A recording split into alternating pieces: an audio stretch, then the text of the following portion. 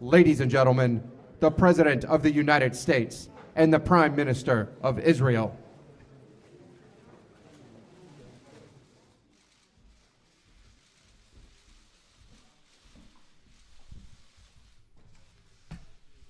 Thank you very much.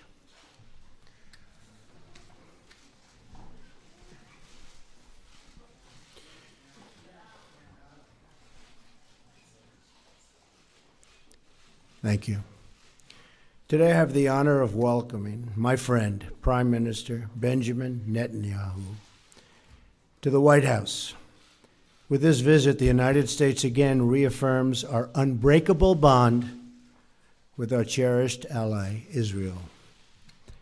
The partnership between our two countries, built on our shared values, has advanced the cause of human freedom, dignity, and peace. These are the building blocks of democracy. The State of Israel is a symbol to the world of resilience in the face of oppression. You can think of no other state that's gone through what they've gone, and of survival in the face of genocide. We will never forget what the Jewish people have endured. Your perseverance in the face of hostility, your open democracy in the face of violence, and your success in the face of tall odds is truly inspirational. The security challenges faced by Israel are enormous, including the threat of Iran's nuclear ambitions, which I've talked a lot about. One of the worst deals I've ever seen is the Iran deal. My administration has already imposed new sanctions on Iran, and I will do more to prevent Iran from ever developing, ever, a nuclear weapon. Our security assistance to Israel is currently at an all-time high, ensuring that Israel has the ability to defend itself from threats, of which there are, unfortunately, many. Both of our countries will continue and grow. We have a long history of cooperation in the fight against terrorism and the fight against those who do not value human life. America and Israel are two nations that cherish the value of all human life. This is one more reason why we reject unfair and one-sided actions against Israel at the United Nations. Just treated Israel, in my opinion, very, very unfairly. Or other international forums, as well as boycotts that target Israel. Our administration is committed to working with Israel and our common allies in the region towards greater security and stability.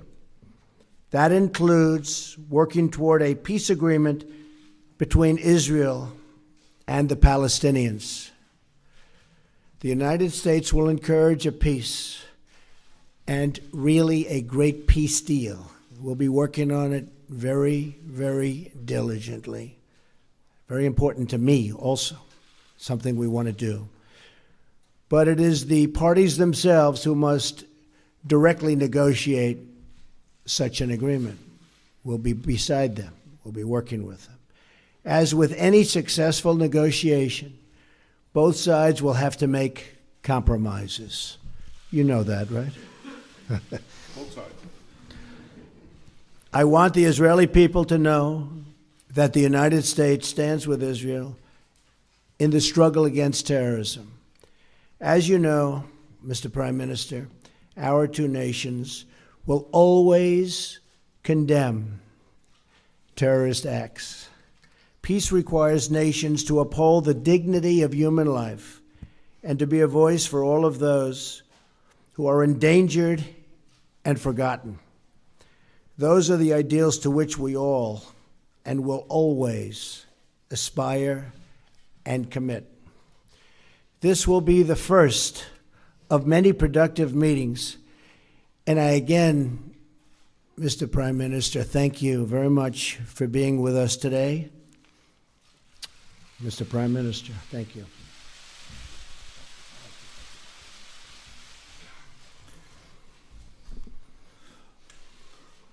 President Trump, thank you for the truly warm hospitality you and Melania have shown me, my wife Sarah, our entire delegation.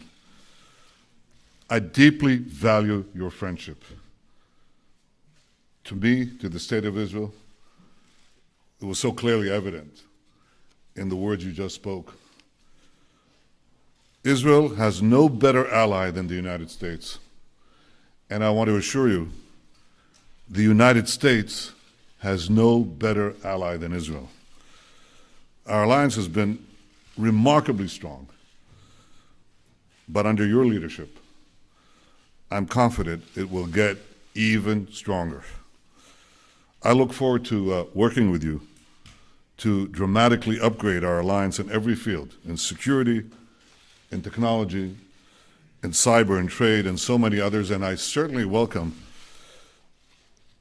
your forthright call to ensure that Israel is treated fairly in international forums, and that the slander and boycotts of Israel are resisted mightily by the power and moral position of the United States of America. As you have said, our alliance is based on a deep bond of common values and common interests. And increasingly, those values and interests are under attack by one malevolent force: radical Islamic terror. Mr. President, you've shown great clarity and courage in confronting this challenge head-on. You call for confronting Iran's terrorist regime, preventing Iran from realizing this terrible deal into a nuclear arsenal. And you have said that the United States is committed to preventing Iran from getting nuclear weapons. You call for the defeat of ISIS.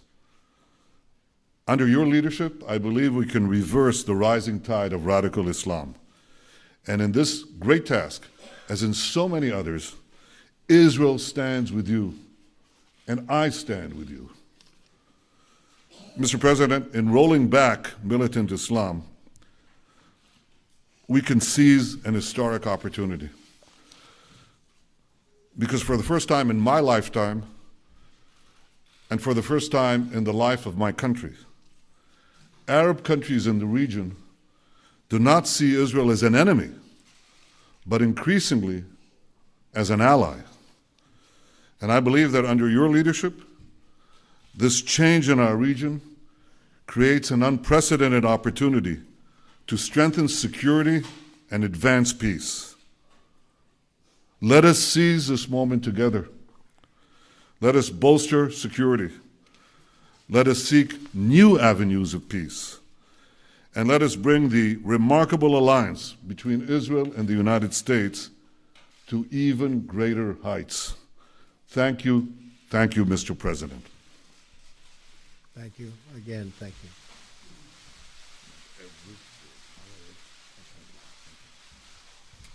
We'll take a couple of questions. David Brody, that's Christian Broadcasting. David? Thank you, Mr. President, Mr. Prime Minister. Both of you have criticized the Iran nuclear deal and at times even called for its repeal. I'm wondering if you're concerned at all as it relates to not just the National Security Advisor, Michael Flynn, who is recently no longer here, but also some of those events that have been going on with communication in Russia, if that is going to hamper this deal at all and whether or not it would keep Iran from becoming a nuclear state. And secondly, on the settlement issue, are you both on the same page? How do you exactly term that as it relates to the settlement issue? Thank you. Michael Flynn, General Flynn, is a wonderful man. I think he's been treated very, very unfairly by the media, as I call it, the fake media in many cases. And I think it's really a sad thing that he was treated so badly. I think in addition to that, from intelligence, papers are being leaked, things are being leaked. It's criminal action, criminal act. And it's been going on for a long time, before me, but now it's really going on. And people are trying to cover up for a terrible loss that the Democrats had under Hillary Clinton. I think it's very, very unfair what's happened to General Flynn, the way he was treated, and the documents and papers that were illegally, I stress that, illegally leaked. Very, very unfair. As far as settlements, I'd like to see you hold back on settlements for a little bit.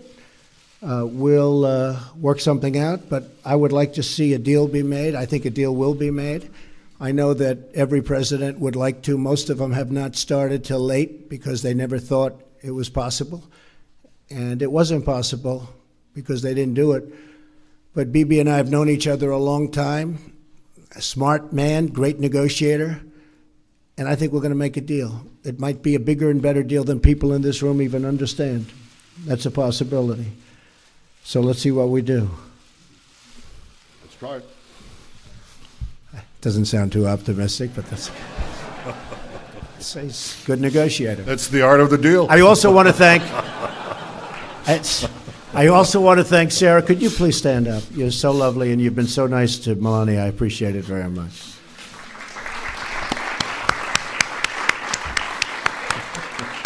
Thank you. Your turn.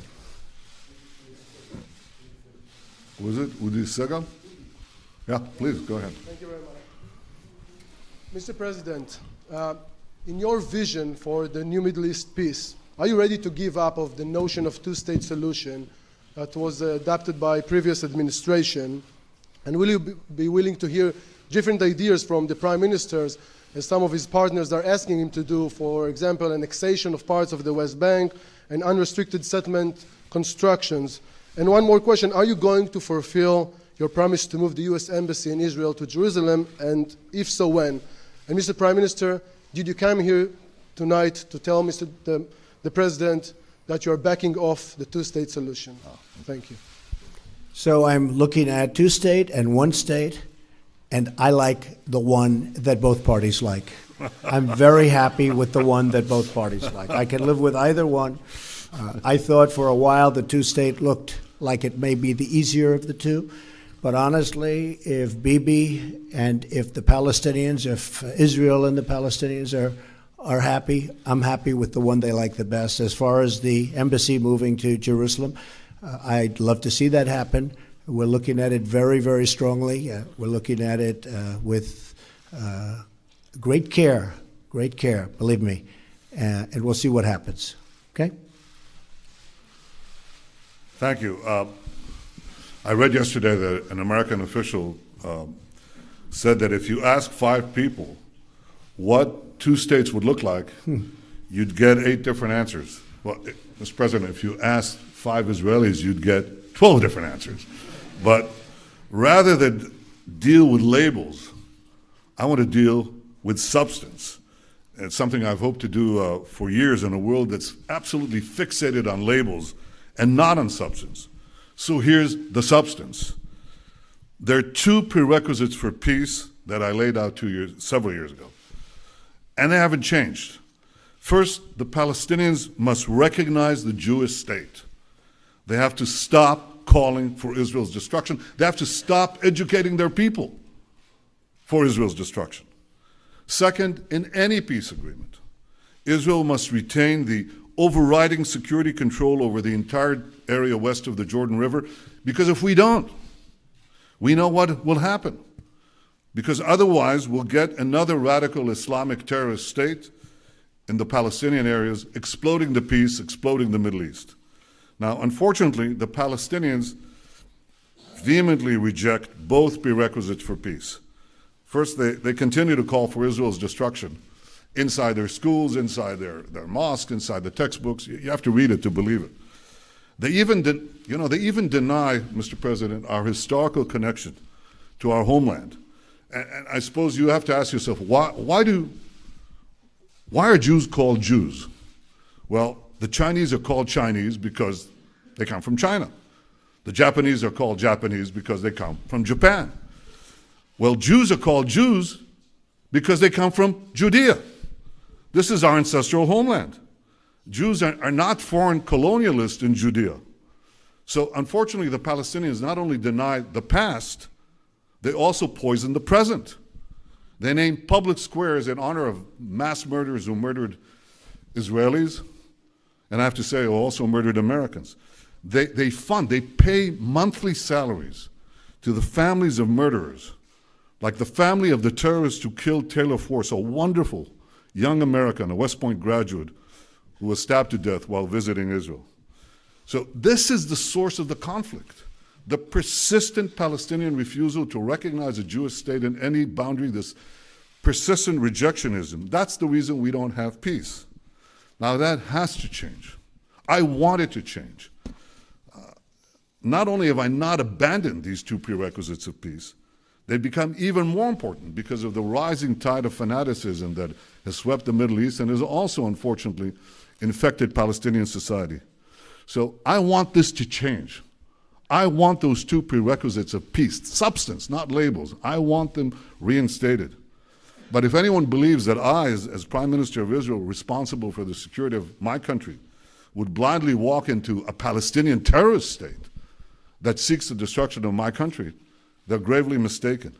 The two prerequisites of peace, recognition of the Jewish state, and Israel's security needs west of the Jordan, they remain pertinent. We have to look for new ways, new ideas on how to reinstate them and how to move peace forward. And I believe that the great opportunity for peace comes from a regional approach, from involving our newfound Arab partners in the pursuit of a broader peace and peace with the Palestinians. And I greatly look forward to discussing this in detail with you, Mr. President, because I think that if we work together, we have a shot. And we have been discussing that, and it is something that is very different, hasn't been discussed before, and it's actually a much bigger deal, a much more important deal in a sense. It would take in many, many countries, and it would cover a very large territory. So I didn't know you were going to be mentioning that, but that's now that you did, I think it's a terrific thing. And I think we have some pretty good cooperation from people that in the past would never, ever have even thought about doing this. So we'll see how that works out. Okay. Katie from Town Hall. Where's Katie? Right there. Katie? Thank you, Mr. President. You said in your earlier remarks that both sides will have to make compromises when it comes to a peace deal. You mentioned a halt on settlements. Can you lay out a few more specific compromises that you have in mind, both for the Israelis and for the Palestinians? And Mr. Prime Minister, what expectations do you have from the new administration about how to either amend the Iran nuclear agreement or how to dismantle it altogether, and how to overall work with the new administration to combat Iran's increased aggression, not only in the last couple of months, but the past couple of years as well? It's actually an interesting question. I think that the Israelis are going to have to show some flexibility, which is hard. It's hard to do. They're going to have to show the fact that they really want to make a deal. I think our new concept that we've been discussing actually for a while is something that allows them to show more flexibility than they have in the past, because you have a lot bigger canvas to play with. And I think they'll do that. I think they very much would like to make a deal, or I wouldn't be happy, and I wouldn't be here, and I wouldn't be as optimistic as I am. I really think I can tell you from the standpoint of Bibi and from the standpoint of Israel, I really believe they want to make a deal, and they'd like to see the big deal. I think the Palestinians have to get rid of some of that hate that they're taught from a very young age. They're taught tremendous hate. I've seen what they're taught. And you can talk about flexibility there too, but it starts at a very young age, and it starts in the schoolroom. And they have to acknowledge Israel. They're going to have to do that. There's no way a deal can be made if they're not ready to acknowledge a very, very great and important country. And I think they're going to be willing to do that also. But now I also believe we're going to have, Katie, other players at a very high level, and I think it might make it easier on both the Palestinians and Israel to get something done. Okay? Thank you. Very interesting question. Thank you. You asked about Iran. One thing is preventing Iran from getting nuclear weapons, something that President Trump and I think, are deeply committed to do, and we are obviously going to discuss that.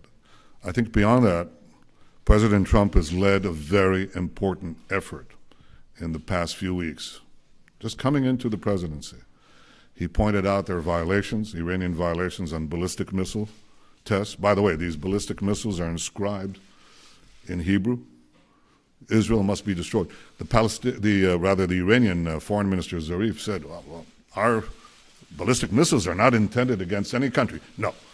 They write on the missile in Hebrew, Israel must be destroyed. So challenging Iran on its violations of ballistic missiles, imposing sanctions on Hezbollah, preventing them, making them pay for the terrorism that they foment throughout the Middle East and beyond, well beyond. I think that's a change that is clearly evident since President Trump took office. I welcome that. I think it's, let me say this very openly, I think it's long overdue. And I think that if we work together, and not just the United States and Israel, but so many others in the region who see eye to eye on the great magnitude and danger of the Iranian threat, then I think we can roll back Iran's aggression and danger. And that's something that is important for Israel, the Arab states, but I think it's vitally important for America. These guys are developing ICBMs. They want to get to a nuclear arsenal, not a bomb, 100 bombs. And they want to have the ability to launch them everywhere on Earth, and including, and especially, eventually, the United States. So this is something that is important for all of us. I welcome the change, and I intend to work with President Trump very closely so that we can thwart this danger. Great. You have somebody? Boav? Mr. President, since your election campaign and even after your victory, we've seen a sharp rise in anti-Semitic incident across the United States. And I wonder, what do you say to those among the Jewish community in the States and in Israel and maybe around the world who believe and feel that your administration is playing with xenophobia and maybe racist tones? And Mr. Prime Minister, do you agree to what the President just said about the need for Israel to restrain and to stop settlement activity in the West Bank? And a quick follow-up on my friend's questions. Simple question. Do you back off from your vision to the end of the conflict of two-state solution as you lay out in Bar Ilan speech, or you still support it? Thank you. Well, I just want to say that we are, very honored by the victory that we had, 306 electoral college votes. We were not supposed to crack 220. You know that, right? There was no way to 221, but then they said there's no way to 270. And there's tremendous enthusiasm out there. I will say that we are going to have peace in this country. We are going to stop crime in this country. We are going to do everything within our power to stop long simmering racism and every other thing that's going on, because a lot of bad things have been taking place over a long period of time.